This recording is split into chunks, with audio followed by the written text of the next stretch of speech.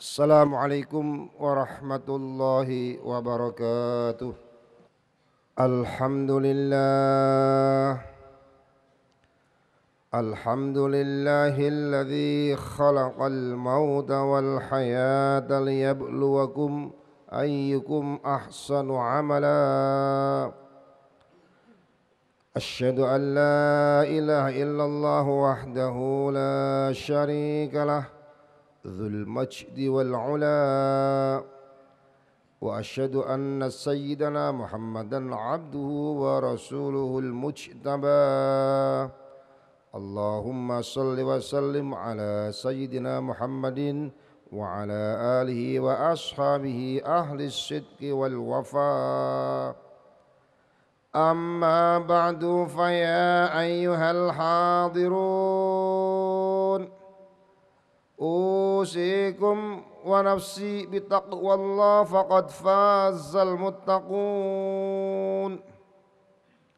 واعلموا أن الله قد قال في كتابه الكريم أعوذ بالله من الشيطان الرجيم بسم الله الرحمن الرحيم إن الله يأمركم أن تؤدوا الأمانات إلى أهلها وإذا حكمتم بين الناس أن تحكموا بالعدل إن الله نعم ما يعظكم به إن الله كان سميعا بصيرا. Hadirin sidang Jumat rahimakumullah. Pertama-tama selaku khotib pada hari ini di Masjid Jakarta Islamic Center, terlebih dahulu saya berwasiat kepada diri saya sendiri serta mengajak hadirin semuanya untuk bersama-sama meningkatkan kualitas iman dan takwa kita kepada Allah Subhanahu wa taala dengan melaksanakan seluruh perintah Allah dan menjauhi larangan-larangannya. Imtithalul awamir wajtinabun nawahi. Karena takwa merupakan modal utama yang akan memudahkan kita sekalian menyelesaikan segala macam problematika kehidupan dan untuk mendapatkan rizki dari jalan yang tidak kita duga-duga sebelumnya. Sebagaimana telah Allah janjikan dalam surat At-Tolak ayat 3, "Wa may yattaqillah yaj'al lahu makhraja wa yarzuqhu min haitsu la yahtasib." Barang siapa bertakwa kepada Allah, yaj'al lahu makhraja, pasti Allah akan memberikan jalan keluar, solusi dari berbagai macam problem yang dihadapi. Wa yarzuqhu min haitsu la yahtasib, dan pasti Allah akan anugerahkan rizki dari jalan yang tidak diperhitungkan sebelumnya. Demikian juga janji Allah dalam surat At-Talaq ayat 4, "Wa may yattaqillah yaj'al lahu min amrihi yusra." Barang siapa bertakwa kepada Allah, pasti Allah akan memberikan kemudahan-kemudahan dalam segala urusannya. Hadirin sidang Jumat rahimakumullah. Kalau kita perhatikan kehidupan kita, baik sebagai individu dalam lingkup keluarga maupun berbangsa bernegara dewasa ini, maka kita merasakan betapa amanah dan keadilan merupakan sesuatu yang sangat mahal harganya. Betapa banyak orang yang sudah mengabaikan amanah dan orang yang tidak berlaku adil kepada diri sendiri maupun kepada pihak lain. Padahal amanah adalah sesuatu yang sangat penting dalam kehidupan kita sebagai umat manusia. Allah Subhanahu wa taala dalam Al-Qur'an surah An-Nisa ayat 58 telah berfirman, "Innallaha ya'murukum an tu'addul amanati ila ahliha." Sesungguhnya Allah memerintahkan kalian untuk menyampaikan amanah kepada orang yang berhak menerimanya. Wa idza hakamtum bainan nas an tahkumu bil adl, dan jika kalian menegakkan hukum di antara umat manusia, maka tegakkan secara adil. Innallaha ni'ma ya'idzukum bih. Sesungguhnya Allah adalah zat yang sebaik-baik memberikan nasihat kepada kalian. Innallaha kana sami'an basira. Sesungguhnya Allah adalah zat yang maha mendengar lagi maha melihat apa yang kalian lakukan. Amanah dari segi bahasa adalah berarti kepercayaan, trust. Yang kalau kita tengok dari segi kosakata, amanah adalah mempunyai kosakata yang asal usulnya, tasrifnya sama dengan iman dan aman. Amana yu'minu imanan wa amanatan, amina ya'manu amnan. Artinya apa? Bahwa sebuah amanah, sebuah trust, kepercayaan tidak akan muncul kecuali bagi orang-orang yang beriman. Dan manakala amanah ditegakkan dengan baik, pasti akan terjamin keamanan di tengah-tengah masyarakat. Ketika kita melihat amanah diabaikan, maka yang terjadi adalah kesimpang siuran dan saling tuduh menuduh satu dengan yang lain, sebagaimana yang kita rasakan saat sekarang ini. Oleh karena itu, sebagai umat Islam, mari kita tegakkan amanah dan kita junjung tinggi keadilan agar Allah senantiasa merahmati kita semua. Sebab jika amanah telah kita abaikan, maka Rasul telah ingatkan kita semua, idza dhuyiatil amanah fantadhiris sa'ah. Jika amanah telah diabaikan, tunggu kehancurannya. Oleh karena itu, sebelum negara kita hancur, mari kita tegakkan bersama amanah dan kita tegakkan keadilan di tengah-tengah masyarakat. Menurut para ahli tafsir, amanah ini mempunyai dimensi yang sangat luas. Yang pertama, amanatul insani nafsih, amanah manusia terkait dengan pribadi kita masing-masing. Yang kedua, amanatul insan li rabbih, amanat yang terkait dengan Allah Subhanahu wa taala. Yang ketiga, amanatul insan lil ghair, amanah manusia terkait dengan pihak lain. Terkait dengan diri kita, maka para ulama usul fikih termasuk Al-Ghazali dalam kitabnya Al-Mustasfa telah menyatakan bahwa tugas agama di dalam rangka menyelamatkan manusia adalah ada 5 yang senantiasa harus dipelihara sebagai amanah. Yang pertama adalah hifdzuddin, bagaimana individu-individu seperti kita ini harus menjaga keberagamaan kita masing-masing. Kalau kita tidak menjalankan agama dengan baik, berarti kita telah berkhianat pada diri sendiri. Yang kedua, hifdzun nafas, menjaga keselamatan jiwa kita masing-masing. Oleh karena itu, kalau ada manusia yang merusak dirinya dengan minuman keras, narkoba dan sebagainya, apalagi bunuh diri, berarti dia telah gagal melaksanakan amanah untuk dirinya dan bahkan dia telah berkhianat untuk dirinya. Kalau kita perhatikan betapa akhir-akhir ini banyak orang yang mengakhiri hidupnya dengan cara bunuh diri, padahal bunuh diri adalah suatu tindakan yang konyol yang dilarang oleh agama Islam. Allah SWT menegaskan, wala taqtulu anfusakum innallaha kana bikum rahima. Jangan kalian bunuh diri karena Allah sangat sayang kepada kalian. Oleh karena itu, sesusah apapun hidup kita, sepelik apapun problem yang kita hadapi, jangan pernah berpikir apalagi melakukan tindakan bunuh diri. Yang boleh kita lakukan adalah berdoa, Allahumma ahyini ma kanatil hayatu khairan li wa amitni ma kanatil mamatu khairan li. Ya Allah, hidupkan saya manakala hidup itu lebih baik bagi saya, dan wafatkan saya jika wafat lebih baik bagi saya ya Allah. Jadi tidak boleh mengambil tindakan bunuh diri karena itu adalah su'ul khatimah. Bahkan Rasul menolak menyalatkan jenazah orang yang mati bunuh diri. Oleh karena itu kalau ada orang mati bunuh diri tidak perlu disalatkan. Hadirin rahimakumullah, di samping hifdzuddin, hifdzun nafas, terkait dengan amanah diri kita adalah hifdzul akal. Kita pelihara akal pikiran kita dengan berpendidikan yang baik, dengan mengecam ilmu pengetahuan sehingga kita menjadi orang yang pintar. Karena dengan ilmu hidup menjadi mudah, dengan agama hidup menjadi terarah, dan dengan seni hidup menjadi indah. Yang keempat adalah hifdzun nasl, menjaga keturunan, di mana kita punya amanah harus memelihara keturunan kita agar tidak menjadi orang-orang yang tidak jelas hidupnya, apalagi berzina sehingga menjadikan anak yang lahir tanpa hukuman yang sah menurut agama Islam. Dan yang terakhir adalah hifdzul mal, memelihara harta benda yang kita miliki, properti yang kita miliki. Yang kedua, di samping amatul insan nafsih, yang kedua adalah amatul insan rabbih, amanat terkait dengan Allah Subhanahu wa taala. Paling tidak ada dua hal yang menjadi amanah terkait dengan Allah Subhanahu wa taala. Yang pertama, amanah untuk beribadah kepadanya. Kalau kita simak Al-Qur'an surah Az-Zariyat 56, Allah telah berfirman, "Wa ma khalaqtul jinna wal insa illa liya'budun." Dan aku tidak ciptakan jin dan manusia kecuali untuk beribadah kepada aku. Oleh karena itu, kalau ada manusia tidak beribadah, apalagi kufur, maka dia berarti telah mengkhianati Allah Subhanahu wa taala. Kita melihat betapa banyak di antara manusia yang hidupnya mulai dari bangun tidur sampai akan tidur hanya fulus yang dia pikirkan, hanya karir yang dia cari, hanya popularitas yang dia harapkan. Maka orang seperti itu adalah orang yang maghrur, tertipu karena hidupnya bukan untuk beribadah kepada Allah Subhanahu wa taala.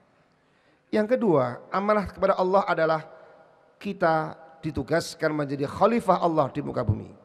Kalau kita baca Al-Quran surah Al-Baqarah ayat 30, Allah berfirman, "Wa idh qala rabbuka lil malaikati inni ja'ilun fil ardi khalifah." Dan ingatlah ketika Allah berfirman kepada malaikat, sesungguhnya aku akan menjadikan manusia sebagai khalifah di muka bumi. Kita manusia adalah mandataris Allah di muka bumi ini untuk mengolah alam semesta ini dengan sebaik-baiknya, menikmati dengan seindah-indahnya, dan juga melestarikan untuk anak cucu kita. Oleh karena itu, manakala ada manusia yang tidak melaksanakan amanah Allah sebagai khalifah di muka bumi dengan melakukan illegal looking, illegal fishing dan sebagainya, berarti dia telah berkhianat kepada Allah Subhanahu wa taala. Dalam kaitan dengan amanah untuk menjadi khalifah ini, Allah telah memberikan bekal potensi kepada kita masing-masing. Ada di antara kita yang ahli dalam bidang ekonomi, ada yang ahli dalam bidang hukum, ada dalam bidang manajemen, kedokteran dan sebagainya. Semua itu adalah Allah berikan agar kita mampu melaksanakan tugas sebagai amanah, sebagai khalifah Allah di muka bumi. Terkait dengan amanah kepada pihak lain, spektrumnya sangat luas sekali. Antara lain, kita sebagai suami mempunyai tanggung jawab kepada Allah terkait istri kita. Istri adalah amanah Allah, sehingga Rasul menyatakan, fa innakum akhadtumuhunna bi amanatillah wastahlaltum furujahunna bi kalimatillah. Wahai para suami, kalian halal menggauli istri atas kalimat Allah, dan mengambilnya sebagai istri adalah atas amanah Allah Subhanahu wa taala. Oleh karena itu, kalau ada suami tidak melindungi istri dari siksa api neraka, membiarkan istri berpakaian yang terbuka, membiarkan istri melakukan perbuatan-perbuatan tercela, berarti dia telah gagal melaksanakan amanah kepada Allah Subhanahu wa taala terkait dengan istrinya. Maka disinilah kita sebagai suami bukan hanya sekedar memberikan nafkah, bukan saja hanya menggauli dengan baik, tetapi yang tidak kalah pentingnya adalah ya ayyuhalladzina amanu qu anfusakum wa ahlikum nar. Mari kita lindungi diri kita dan keluarga kita, termasuk istri kita, dari siksa api neraka.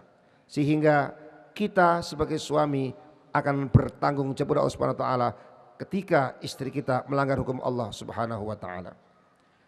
Termasuk amanah yang tidak kalah pentingnya adalah anak-anak kita.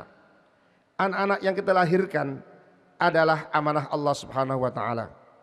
Memang Al-Ghazali dan Ihya Ulumuddin telah menyatakan dengan adanya anak itu mempunyai hikmah yang luar biasa.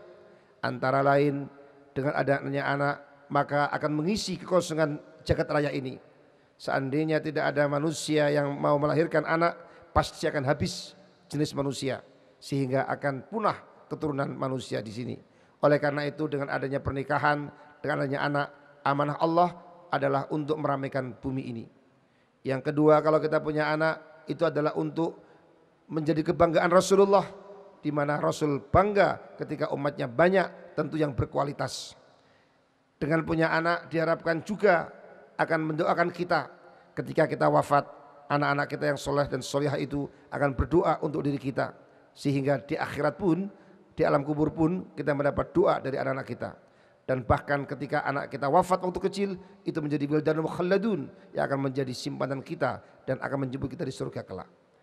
Tetapi yang penting kita sadari bahwa anak adalah amanah Allah yang harus kita didik dengan baik. Manakala kita sebagai orang tua tidak mendidik anak dengan baik, maka kita gagal menjaga amanah kepada Allah Subhanahu wa taala. Al-Qur'an mengintroduksi kepada kita semua bahwa anak-anak yang kita lahirkan ada 3 kemungkinan. Yang pertama, anak-anak itu menjadi qurratu a'yun, penyejuk jiwa dan penenang hati. Itulah yang senantiasa kita doakan yang berasal dari firman Allah dalam Al-Furqan 74. Rabbana hab lana min azwajina wa dzurriyyatina qurrata a'yun waj'alnal muttaqina imama. Ya Allah, jadikanlah kami, keturunan kami, orang-orang yang menjadi penyejuk jiwa, penenang hati, dan jadikan kami pemimpin bagi orang yang bertakwa. Ini adalah tipologi yang pertama, anak sebagai qurratu a'yun, penyejuk jiwa dan penenang hati. Mengapa demikian? Karena duniawiyahnya sukses, akhiratnya pun juga sukses. Itulah anak-anak yang soleh dan solehah. Yang kedua, anak-anak yang kita lahirkan boleh jadi sekedar menjadi kebanggaan dunia. Al-Quran surat Al-Kahfi 46 telah menyatakan, al-malu wal banuna zinatul hayatid dunya. Harta dan anak-anak itu ada yang sekedar menjadi kebanggaan dunia. Kalau kita perhatikan, banyak di antara kita yang punya anak, ketika mereka hidup di alam dunia ini sukses menjadi dokter, insinyur dan sebagainya, tetapi saya nggak kenal agama, sehingga begitu kita wafat anak-anak tidak bisa mendoakan kita. Ini adalah suatu kerugian yang luar biasa. Maka anak-anak seperti itu sekedar kebanggaan dunia tapi penyesalan di akhirat. Yang paling parah anak itu adalah justru menjadi fitnah. Innama amwalukum wal fitnah. Manakala anak-anak itu tidak dididik dengan baik, tidak kenal agama, kuliahnya gagal, sekolahnya drop out, apalagi agamanya tidak kenal agama dengan baik, sehingga di akhiratnya nanti akan menyesal. Maka itulah gambaran anak menjadi fitnah di alam dunia ini. Oleh karena itu sebagai orang tua, mari kita tegakkan amanah untuk anak-anak kita sebagai titip Allah Subhanahu wa taala. Termasuk amanah yang paling besar adalah amanah kepemimpinan. Banyak orang yang ambisi menjadi pemimpin, padahal kata Rasul justru kepemimpinan itu kalau tidak dijaga dengan baik akan menjadi penyesalan di akhirat. Innakum satahrusul imarah wa takunu damatan yaumil qiyamah, kata Rasulullah. Kalian ambisius untuk memegang kepemimpinan. Setiap ada pilkada banyak yang berebut untuk menempati job-job tertentu, banyak orang berebut. Tetapi sayang manakala mereka tidak melaksanakan dengan baik, tidak amanah, yang terjadi adalah penyesalan di alam akhirat kelak. Bahkan di dunia pun banyak pemimpin yang diseret ke pengadilan, diseret ke tipikor, ke KPK karena korupsi. Banyak ahli hukum yang juga menyelewengkan amanah Allah sehingga tidak adil dalam memvonis para orang-orang yang terdakwa. Maka disinilah kita harus sadar untuk memegang amanah kepemimpinan bukan hal yang mudah. Jangan berebut kepemimpinan, jangan berebut untuk menempati job-job tertentu. Manakala kita tidak mampu memegangnya, pasti akan jadi penyesalan kelak di alam akhirat. Apalagi terkait dengan hukum, kita sangat menyesal betapa di negara kita ini keadilan merupakan sesuatu yang sangat mahal. Betapa banyak orang-orang yang bersalah tetapi karena punya uang divonis dengan hukuman yang ringan. Bahkan di penjara pun bisa pergi ke luar negeri. Ini adalah sesuatu yang sangat ironis. Padahal Allah ingatkan kita sekalian, wa idza hakamtum bainan nas an tahkumu bil adl. Jika kalian menegakkan hukum di antara manusia, tegakkan dengan adil. Jangan sampai kita berlaku zalim. Oleh karena itu di antara keadilan adalah bagaimana hukum diperlakukan sama untuk semua warga negara. Apakah dia orang kaya atau orang miskin, semuanya adalah sama. Equality before law. Oleh karena itu, maka apabila negara ini ingin makmur, tegakkan keadilan. Jangan pilih kasih, jangan tebang pilih. Pada masa Rasul ada kejadian di mana seorang wanita Makhzumiyah yang mencuri kemudian tidak dihukum, meminta supaya diringankan hukumannya, maka Rasul marah. Dan ketika itulah Rasul mengatakan, wa aimullah lau anna Fatimah binta Muhammadin saraqat laqatatu yadaha. Jangankan baru anak pejabat, seandainya anakku sendiri mencuri, pasti saya potong tangannya. Oleh karena itu disinilah kita ikuti jejak Rasulullah yang berlaku adil dalam menegakkan hukum. Jangan sampai kita berlaku zalim sehingga akan mendapat murka Allah Subhanahu wa taala. Innama halaka man kana qablakum kanu idza sakafihim ad-dha'if aqamul hudud wa idza sakafihim asy-syarif tarakuh. Umat zaman dahulu hancur dimurkai Allah karena mereka tidak berlaku adil. Kalau yang mencuri orang-orang lemah, orang-orang miskin ditegakkan hukum. Sebaliknya kalau orang-orang kaya, para pejabat bebas hukuman. Itulah makanya Allah murka kepada mereka. Mudah-mudahan Allah merahmati kita semua, menyadarkan pemimpin kita sehingga menegakkan amanah dan berlaku adil dalam menegakkan hukum. Allahumma rabbana atina fid dunya hasanah, rabbi ighfirli warhamni rahimin. Alhamdulillah hamdan katsiran kama amar. Asyhadu an la ilaha illallah wahdahu la syarika lah, irghaman liman jahada bihi wa kafar.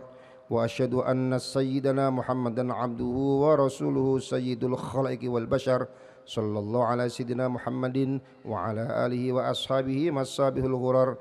Amma ba'du fa ya ayyuhal hadirun usikum wa nafsi bitaqwallah faqad fazal muttaqun.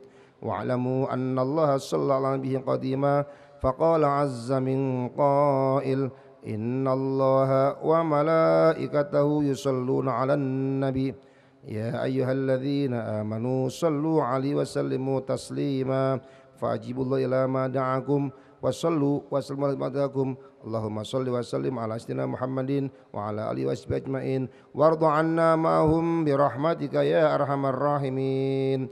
Allahumma ighfir lil mu'minina wal mu'minat wal muslimina wal muslimat al ahya minhum wal amwat. Allahumma ansur man nasaraddin wakhdhul man khadhala al muslimin waj'al baldatana Indonesia hadhi badatan thayyibah tajri fiha ahkamuka wa sunnatul hayyul qayyum. Allahumma adfa' anna al balaa wal wabaa wal qahta wasyadhan ma dhara minha ma batan min baladina hadha khassah wa min buldanil muslimina 'ammah innaka ala kulli syai'in qadir. Rabbana ighfir lana wa li ikhwanina alladziina sabaquna bil iman wa la taj'al fi qulubina ghillan lil amanu rabbana innaka ra'ufur rahim.